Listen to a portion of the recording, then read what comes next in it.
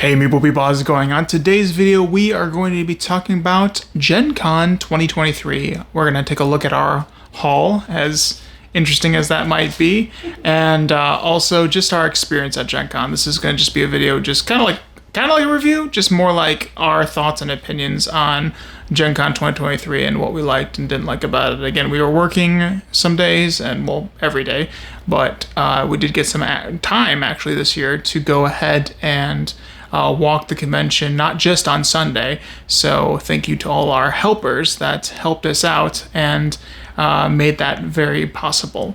So without further ado, I'm going to go ahead and start off with Sarah and ask her what her Gen Con 2023 experience was. Would you help? Yes, thank you to all of the people who came on my team this year and who helped me host the U.S. National Championships. I literally could not have done it without you. We had an amazing team this year. This is the first year that I've run the championships that I've had a team. In years past, it's either just been me or me and Nick. And this year I had to run more than I've ever had to run before, and it just literally wasn't possible for me to be in all the different places at once that I needed to be in. So we assembled a team of amazing helpers, and they came alongside me and helped me host 16 or 18 U.S. National Championships at Gen Con this year. And 90 hours. Yes, over 90 hours of content me and my team were responsible for hosting this year, and I seriously could not have done it without them. They were incredible, amazing. So thank you to all of my helpers. The nationals went pretty well. I'm still sort of thinking about some things that happened and just kind of processing how things went. But for the most part, things went beautifully. And that is in large part due to a lot of previous planning that went into how they would be run, and then a huge amount of help that I received from my team. So thank you so much to everybody who came alongside me and helped with that. I really appreciate you. Because we were hosting so many events at Gen Con, like I said, it was like 16 or 18 U.S. National Championships, and then quite a few learn to plays leading up to those championships as well. And I did have my teammates that I could rely on to help me with some of that, but I was directly overseeing all of those events myself. And because of that, we just did not have a lot of free time, unfortunately. We had about 45 minutes when the hall very first opened on Thursday morning, which is the very first time that the hall opened this year. It was Thursday at like 10 in the morning, and we went into the exhibit hall for about 45 minutes at that point. And I was really hoping that I could experience as much of the exhibit hall at that point as possible, because my only other real free time where I could experience the exhibit hall was on Sunday. And sometimes things are sold out by then, sometimes the exhibitors are tired, fully understandable, and it's just not quite as nice of an experience as it is if you go earlier in the show. So I really wanted to go in on Thursday morning, and I had a couple of hours of time that I could do that, but about 45 minutes into it, I just said, it's too crowded in here. I can't see anything. I am feeling very overwhelmed by the amount of people that are shoved into this space, and I wasn't really getting to experience the exhibit hall the way that I would have preferred, or in a way that I was comfortable with. So I just stepped out of the exhibit hall. I felt like I was disappointed that I felt like I needed to do that, because I knew that my time in the exhibit hall was very valuable, very limited, but I didn't like the way that I was experiencing it in that moment, and I'd have rather just not been in there at that time. So I went ahead and stepped out, and I just went and did a few other things. I prepped for some of my events, and I went back to my hotel room for a little while, and I just kind of relaxed a little bit, knowing how much stuff I had in the future. And it was a little disappointing to feel like that was the best plan at that moment, but I really was not having a good time in the exhibit hall when it very first opened on Thursday. I have a little bit of a thing about crowds, and I was just not in a comfortable position. So I did not experience the exhibit hall until Sunday. And by Sunday, I was very tired. So we walked about half of it, probably about half, I think, in the time that I had on Sunday morning. And then at that point I said, well, I'm very tired. I've seen what I really feel like I'm gonna get to see this time. I think I'm gonna call it. So it was a little bit disappointing for me personally because I didn't get to experience as much of the exhibit hall as I would have liked. And for me, that is the thing about Gen Con that I really enjoy getting to experience is the exhibit hall. However, we did get to see, like I said, about half of it. And I was looking through the list that we had discussed prior to Gen Con about all the different games that I was excited about looking at. And I actually got to see more of them than I thought that I had.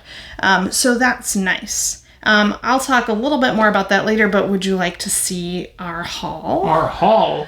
Sarah, how big is our, all these people with these hall pictures of like... So we bought 2020, exactly all these 2 games at Gen Con. Exactly 2. And one of them is a very tiny little expansion for a game. And then we did buy a couple of other little things like some of these pins here and stuff like that. But most of this was freebies that we got. And I'm actually really excited about some of these freebies.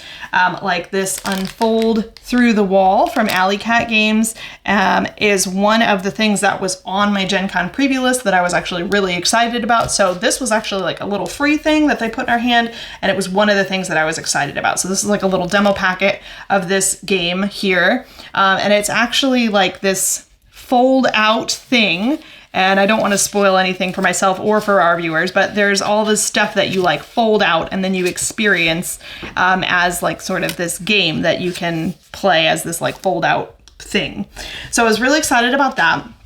I was also really excited about this pin right here. The artist who does these pins right here, I've been following his work for a few years now, and I actually have quite a few of his pins, including 2 others in this series. And I really, really like these. I have these on my backpack. So this was his newest one. It says that we're stronger together.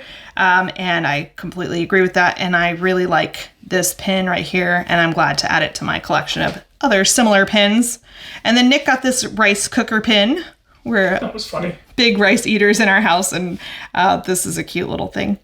We also got these pins right here as freebies.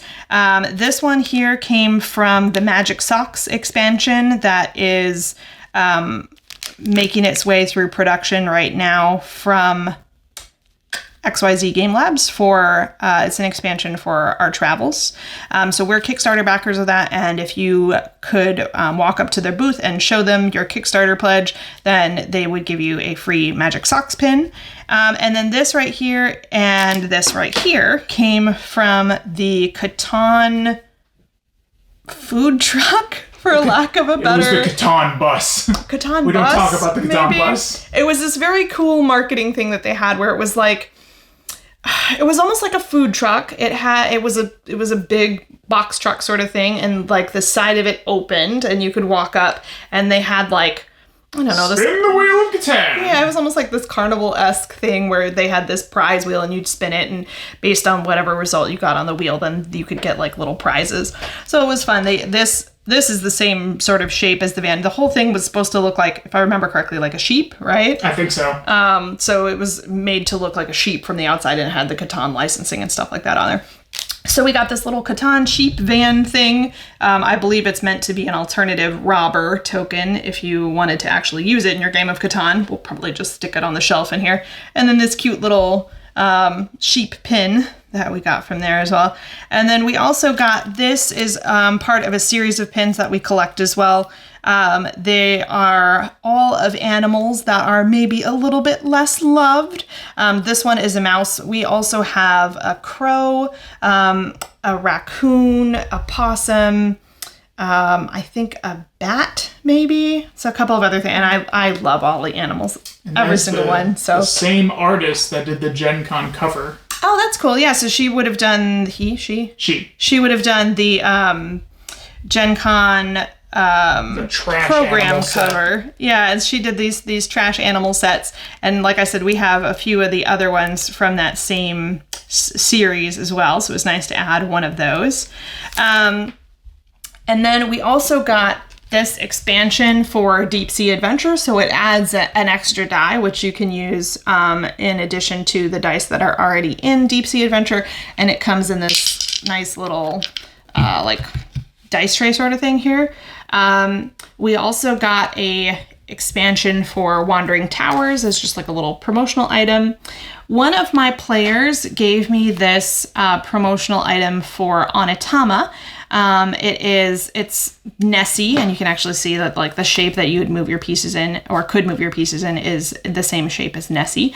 So that was really cool, the Loch Ness Monster.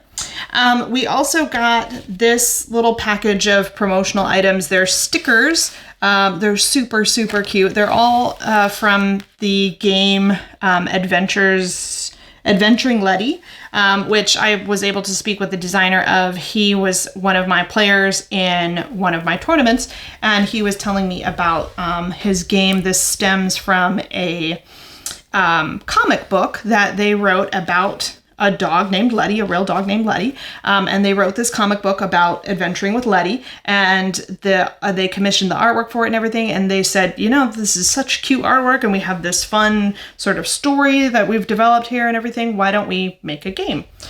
So that's what they're working on now, and they, like I said, they gave me all of these stickers. They're so cute. The artwork is absolutely adorable, and if you want to learn more about this game or the comic book or anything like that, you can go to adventuringletty.com.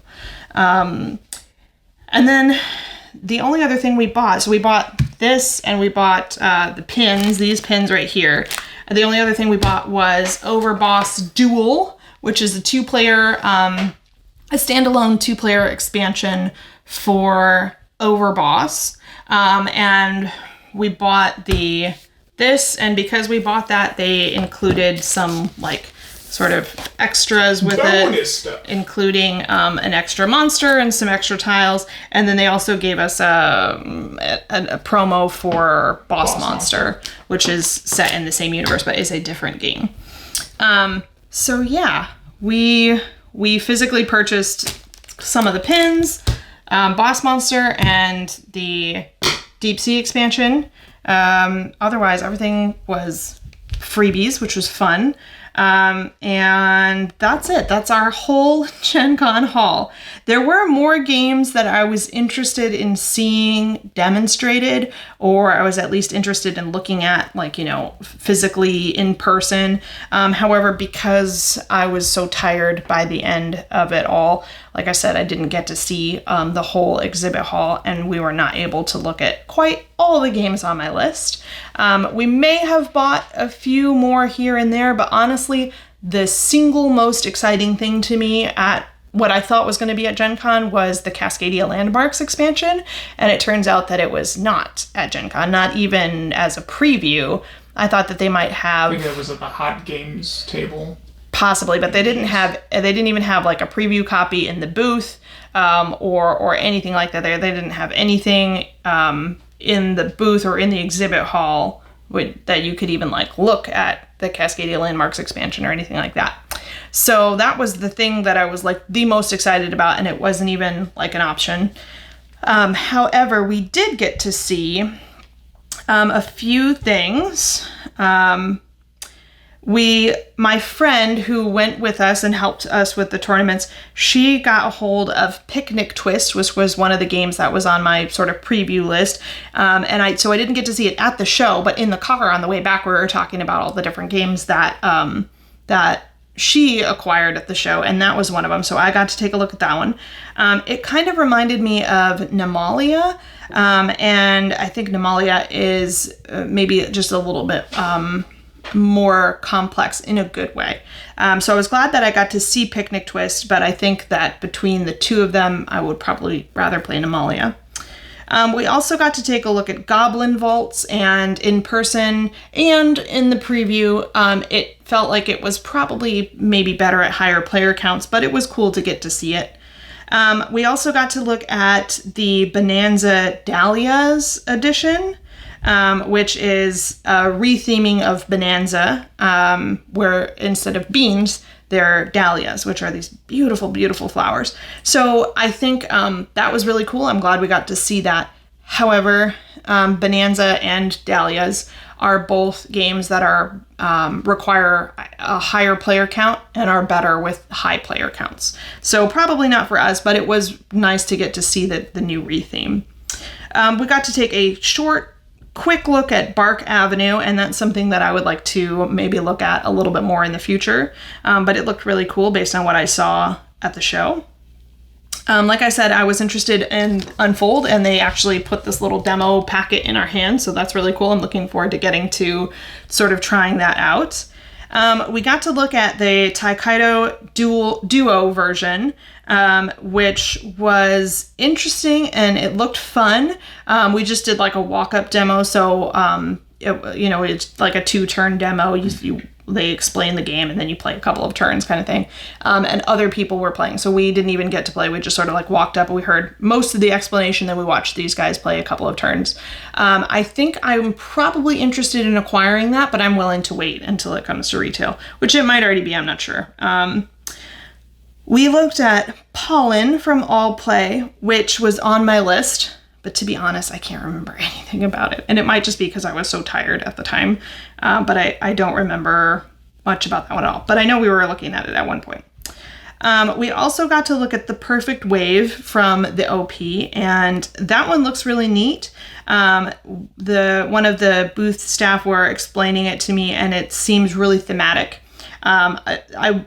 Maybe I'm not quite as interested in that one as I was before, but I didn't know a lot about it going in. So now that I know a little bit more, maybe it's just not exactly for me, but I think that I would like to know a little bit more about it before I just completely cross it off my list. Overboss Duel was on our list, and you can see how well that went. Horticulture was on our list as well, and I did get to sit through like a demonstration of that game. And I apologize, but there was another game that was on my list by that company. I don't remember what it was, but it was a space-themed one, and I actually got sort of a booth demo of both of those games. Horticulture sounded fun and interesting. The space-themed one had some unique mechanisms, but probably wasn't for me, which is why I don't remember what that one was called. We also got to try Charcuterie, the board game, which had been on my list. It was all about building a charcuterie board, which is like a board that has different snacks, cheeses and crackers and nuts and fruits and that kind of stuff on it. I love charcuterie boards. They're like beautiful little picnics that adults can enjoy. And you can enjoy them anywhere. They're usually served at like parties and stuff like that, but sometimes just for date night or to celebrate a special occasion or whatever. Nick and I will enjoy a charcuterie board. And I enjoy putting those together. I think it's fun to pick out which things you're gonna put on the board and how you're gonna complement the different flavors and that kind of thing, how you're gonna like lay it out and stuff like that. So I was interested in the board game. To be honest, I think that one probably fell flat for me. There's a spatial element to it that I wasn't aware of until we got a demonstration, and I don't care for that. Like I said, Cascadia Landmarks was not present at the show, which was a bummer. And then the last one, and probably one of the most interesting ones for me that I got to see, was Bonsai. We actually got to sit down and play through a couple of rounds of Bonsai, and there were a couple of really nice guys. They were just con-goers just like us, but they had played through it once or twice before maybe, so they actually like helped us sit down and figure out how to play and that kind of stuff. And it was a lot of fun. I enjoyed that one a lot. It had some interesting elements. I don't entirely remember what it was, but there was some card selection mechanisms, and then the cards that you drafted also provided you tokens, and the tokens you would lay out in a certain way in order to form this bonsai tree. And you could get like branches, which would, further out the branches of your bonsai tree, or you could add like leaves or fruit or flowers or that kind of thing. And each one of those types of things had like its own placement rules. And then you would score based on how you'd placed things in your bonsai tree. I probably would have bought a copy of that had there been one available. But the day that we were demonstrating that game, they had sold through what they were going to sell that day. So sometimes the publishers will limit what they can sell every day to a certain number so that they have enough to last through the whole show. And they had sold through their stock for that day. I believe they were only selling 75 copies a day, which is really not much at Gen Con. There's like 70,000 people there, so only selling 75 copies a day is not that much, but it does mean that they most likely sold out by the end of the show, which is a good thing. You don't want to take stock home with you. So those are all the games that we got to see at Gen Con. Now, like I said, my friend did bring home some more stuff that she collected from the exhibitor hall, and I know for a fact that she had in her bag some of the titles that I had been interested in, but I didn't get a chance to see myself. And we already discussed getting together and taking a look at some of those, and maybe even getting to sit down and play some of those. Just for fun, but also so that I can kind of experience them, even if it's after the show. I can still take a look and see what I think about the games that I was interested at Gen Con. I know a lot of the stuff will come to retail eventually, so I'm not too terribly bummed out about missing any of it right now, because hopefully we'll get to see it at some point in the future. Overall, I had a decent time at Gen Con. I'm so pleased with how well my tournaments went. I had hundreds of people that I processed through my tournaments at Gen Con. A couple of the tournaments were like 64-person tournaments just by themselves, and then they were running at the same time as other tournaments which had, upwards of like 40, 45 people in them. So at a few times throughout Gen Con, we were processing like over 100 people at once, just me and my team, which was a lot, but it went so smoothly, and as usual, people were just lovely. So I had a decent time. I was really wiped out by the end of it, but that's to be expected. And I am proud of our small but meaningful little haul. Everything that we brought home was something that I was genuinely interested in, and I am glad to add to our collection in some form or another. Sweet. Cute. So I got a little more time at the exhibitor hall in Sarah.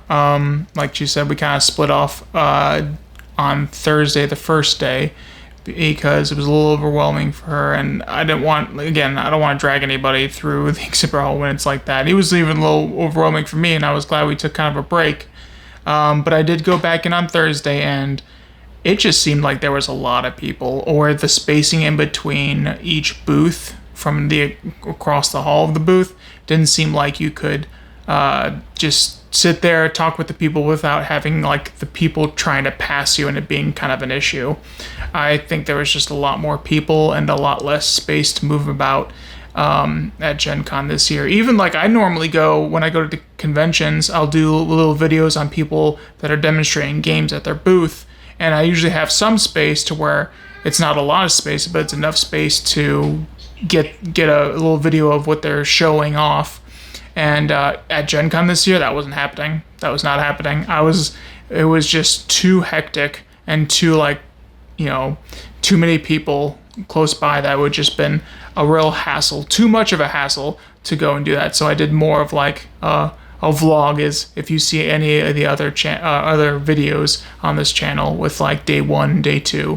But I am glad on the haul that we brought. We knew a lot was coming to retail. We were going to wait. Like, I think at the time of this recording, this upcoming week, Lorcana is coming out, and I am just going to do a little fun thing with that with the channel.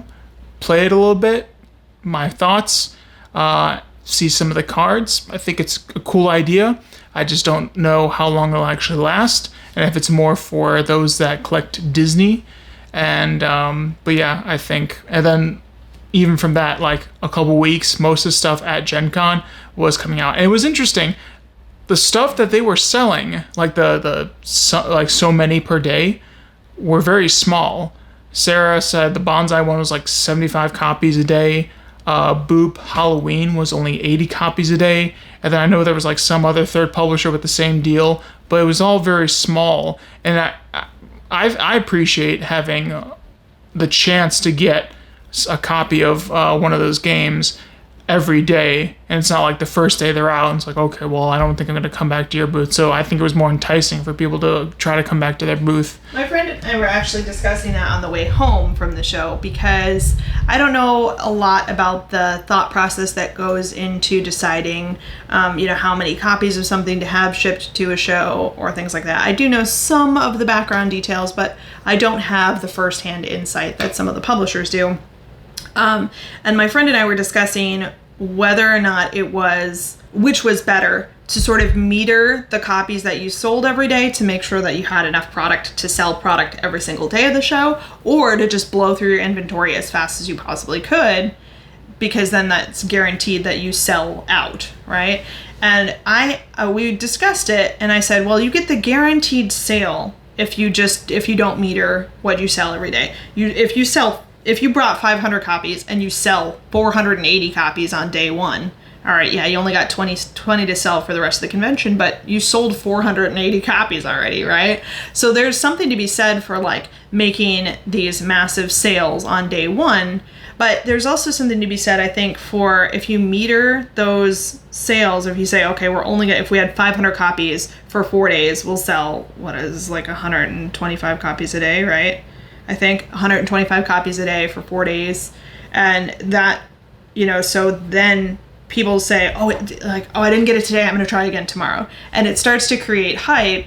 Whereas if you blew through 500 copies on day one, okay, yeah, that creates its own hype, but I think that hype dies off fairly quick. Whereas if people are repeatedly trying throughout the weekend to get a hold of something that has rarity, whether that's, a little bit of faux rarity that's been installed or not, I think that it creates, a different kind of expectation about things. And my friend and I were discussing which we thought was better to do, to take those guaranteed sales, sell everything you can as soon as you can, or to enforce that rarity and try to, meter your sales throughout the show, and potentially generate that additional hype or whatever. Let us know what you think in the comments, because I am genuinely interested on what people think about that, about whether or not it's best to sell as fast as you can, or to sell a little bit over several days and try to draw out that hype and that excitement. But yeah, I think it was better when they were a little bit each day, because if you just sold the first day, I don't think anyone would come back. It would be less incentive to come to your booth. But that's just my opinion on that. But yeah, Gen Con was a crazy time. A lot of people, a lot more. It was hectic.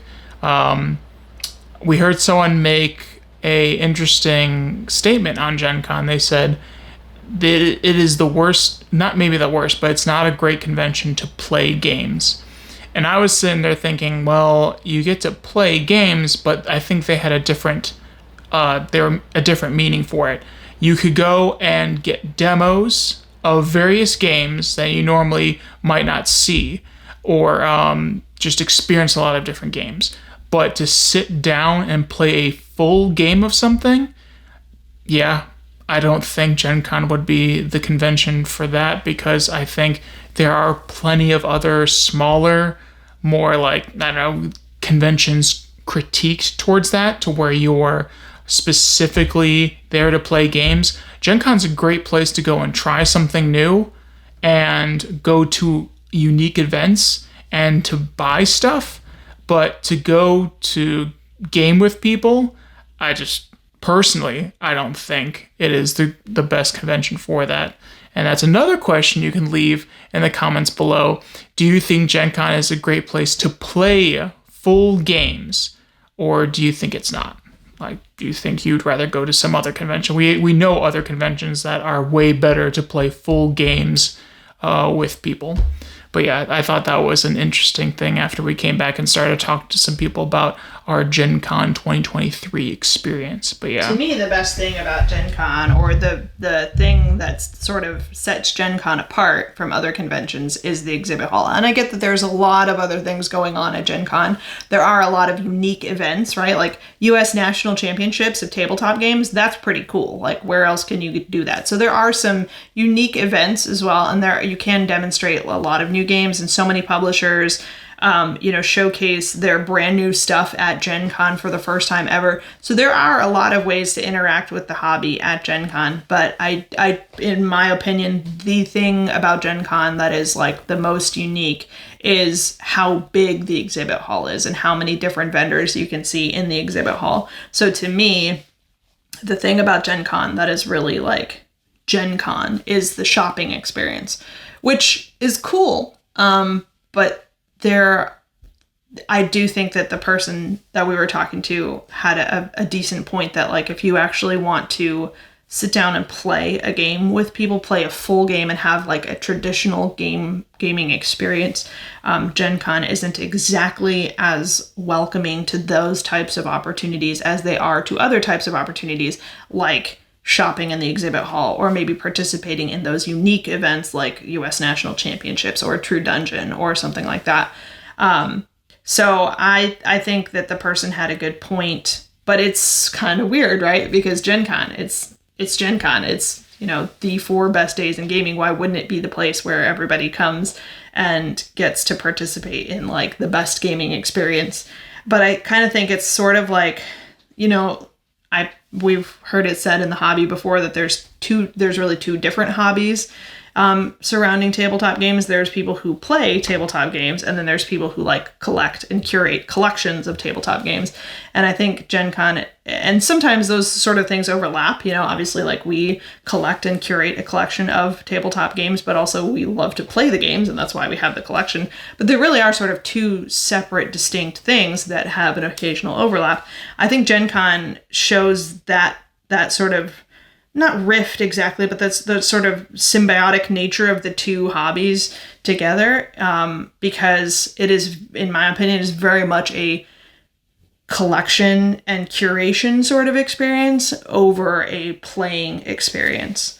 But again, what do you think? What do you think? So yeah, that was our experience. Well, another thing I'd like to point out is our small haul and what we bought, and the reason we bought Overboss Duel than some of the other games that we could have bought.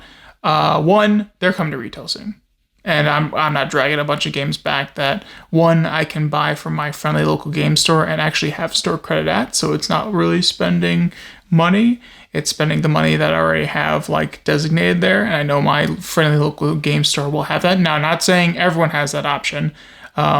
But also one of the reasons we got Overboss is because they not only had a good price for it, I think it was like $26, which was like, ooh, let me get some of that. But they were giving us bonuses that were free and more enticing of like, okay, if I just got it from my friend, the local game store, I wouldn't be able to get these bonuses. So there was like more incentive to buy it there, and not all games that were selling. Like the Boop, I eventually would love to have the Boop Halloween edition with the black cats and all that. That was super cool, but wasn't really anything extra. It was just, hey, there was 80, I think it was 80 of them that they could sell each day. It's going to come to retail. I'm not dying over the FOMO. Well, and we did get the bonuses, the extra bonuses for Overboss Duel, which is, like Nick said, sort of incentivized our purchase immediately.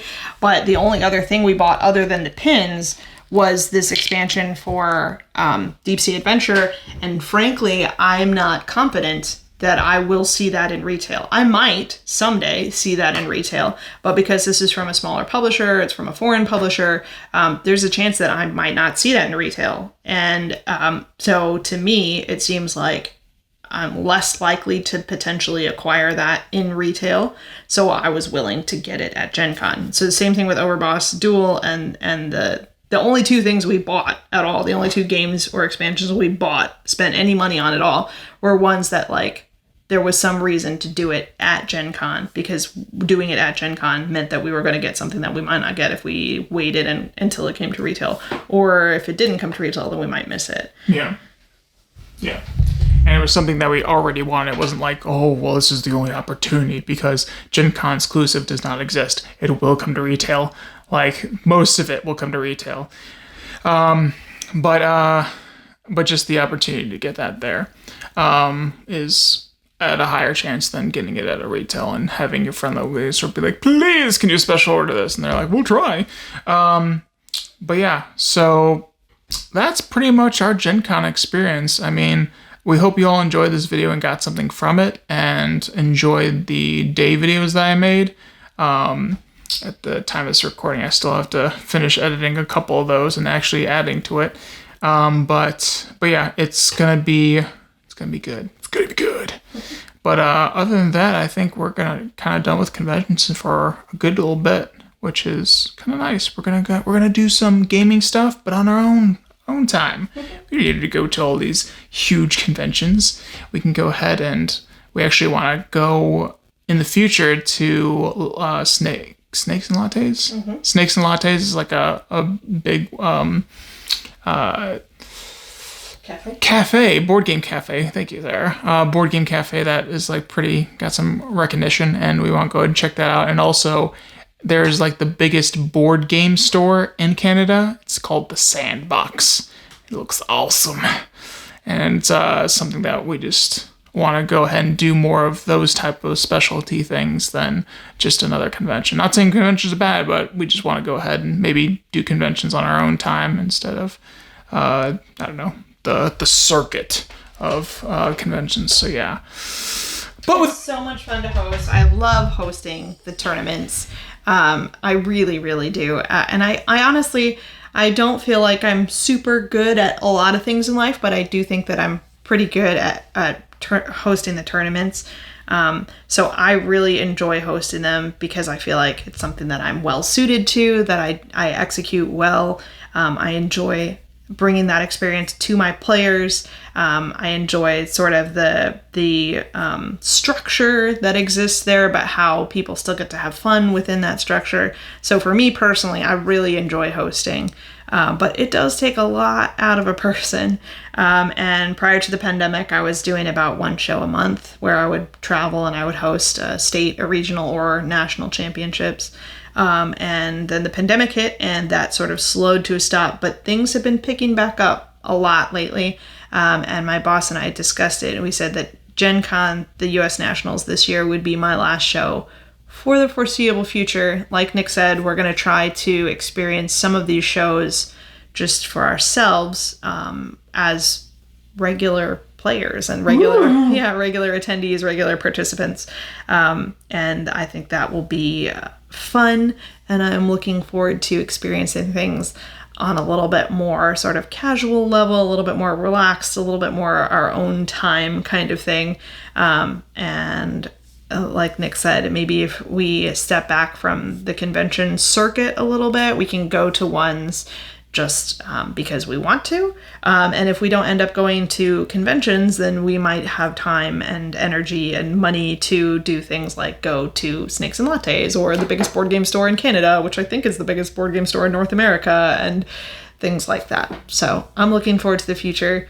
And if I see you out there in the wild, please come and say hi. We would love to chat, especially if I'm not going to be hosting the tournaments anytime soon.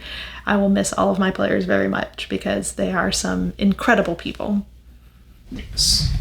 And also, if we're not working and you want to play a game with us and we have the time, we can play games.